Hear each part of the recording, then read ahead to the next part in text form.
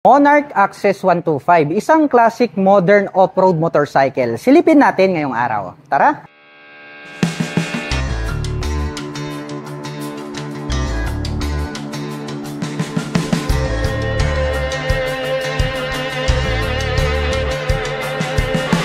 Monarch Access 125, isa po itong modern classic off-road motorcycle. Ang lakas din ng kanyang tindigan, no? Very attractive ito pong kanyang dating. Silipin po natin ito pong kanyang main headlight.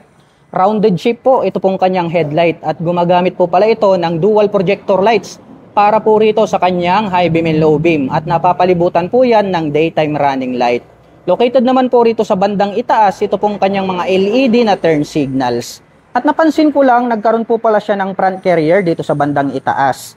At ito pong kanyang horn located po rito sa gitna at mataas po ito pong kanyang front fender. At ito po pala ay gumagamit ng traditional telescopic fork para po dito sa kanyang front suspension. At mayroon na rin po itong rubber boots or rubber protector. At ito po ay equipped with single rotor disc brake with 2-pot caliper na black color. At ito po ay naka-spokes rim set. At ang sukat naman po ng kanyang gulong rito po sa bandang harapan, ito po pala ay mayroong sukat na 2.75-18. At ito po ay naka-dual purpose pattern tires. Mapunta naman po tayo rito sa bandang itaas. Silipin naman po natin ito pong kanyang fully digital meter panel display. Rounded shape din po itong kanyang meter panel display. At digital na po yan. Kaya nga po siya naging modern classic off-road motorcycle. At ito po ay gumagamit ng mechanical key para po dito sa kanyang ignition. At ito po ay naka-naked handlebar na glossy black color. At pagdating naman po rito sa kanyang mga button selector, mayroon po itong passing light, may on and off ito pong kanyang headlight, mayroon po itong high beam and low beam, turn signal selector at ang kanyang horn. Mayroon pa po pala itong choke. Habang dito naman po sa kabila, mayroon po itong engine kill switch at ang kanyang electric starter. At dito po pala sa bandang gitna, mayroon po siyang carrier dito. So built-in na po yan, straight out from casa. Kaya talagang napaka-classic ng kanyang dating. At meron po tayong makikita rito na logo ng Monarch. At dito po sa bandang ibaba, combination po pala ito ng black and then green color. May makikita po tayo rito na Access 125 na decal. At dito po sa bandang itaas, nandito po yung X design and then nagkaroon ng decals na white color. At ito naman po ay mayroong 5-speed manual transmission. Ito pong ating pillion step para sa ating rider is metal po siya, nagkaroon ng rubber cover on top. Metal din po, tapos nagkaroon ng rubber cover on top, ito pong ating pillion step para sa ating back rider. Tubular din po ito pong kanyang braces. At black color naman po na metal, ito pong kanyang side stand at center stand. Ito pong kanyang tubular na swing arm is square type po siya, black color, and then meron na rin po siyang chain protector. At napansin ko lang, no, ito po pala ay gumagamit ng dual sub-tank shock absorber para po rito sa kanyang rear suspension. Very attractive, agaw pansin po, ito pong kanyang gold color na canister. At ito po ay adjustable, no? Kitang-kita natin na pwede po itong i-adjust. So ang kagandahan yan, depende po sa riding condition and then road condition, pwede mo yung palambutin or patigasin para mas maganda yung kanyang play. At ito pong kanyang mga upuan, separated po pala.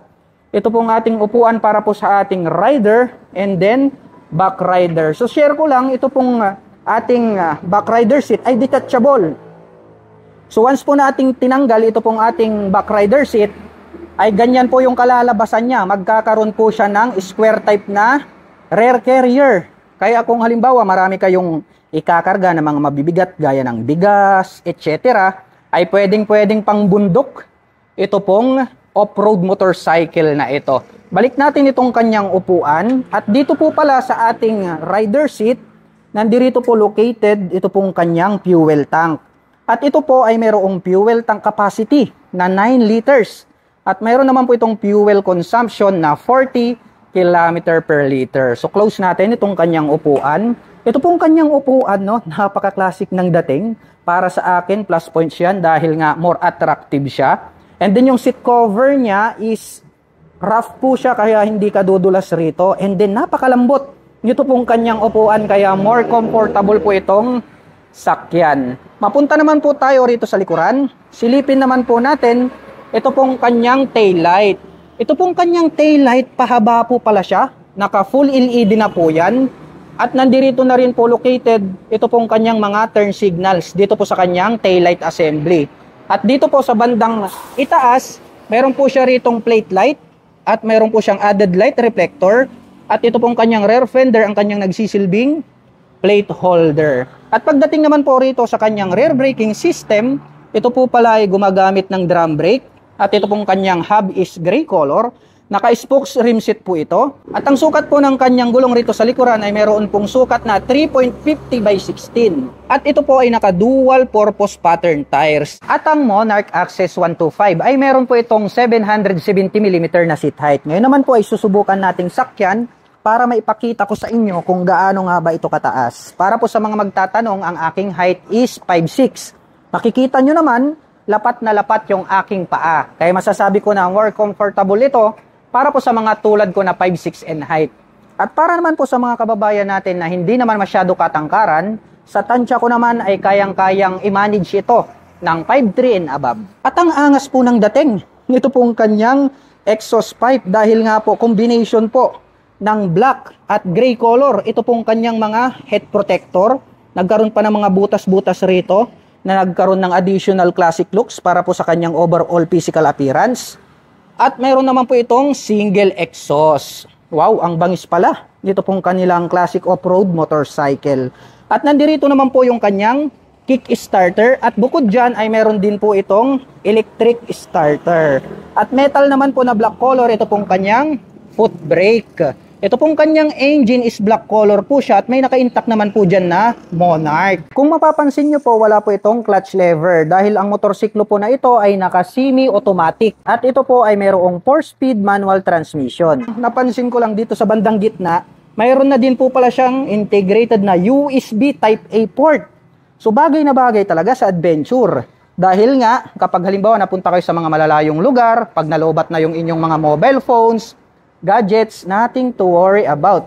Dahil pwede po kayong mag-recharge ng inyong mga mobile phones at gadgets anytime, anywhere. At pag-usapan naman po natin ang kanyang engine specifications. Ang Monarch Access ay meron po itong 125 cubic centimeter engine displacement. Naka single cylinder, single overhead cam, 4-stroke with 2 valve. At nakakapag-provide po ito ng maximum power na 7.5 HP at 8,000 RPM. Habang nakakapagbigay naman po ito ng maximum torque na 10.5 Nm at 5,500 RPM. At ang presyo po ng Monarch Access 125 ay nagkakahalaga po ito ng 77,000 pesos. At kung gusto mo naman pong kumuha ng hulugan ay kailangan mo pong mag-down payment ng 3,000 pesos. At mayroon naman po itong 3,817 pesos sa loob po yan ng 3 taon. At para naman po sa mga nakapanood ng video na ito at interesado pong maglabas ng mga Skygo motorcycle, ay maaari nyo po silang tawagan sa kanilang contact number at maaari nyo rin po silang puntahan dito lamang po yan sa Puso Robio, Pangasinan.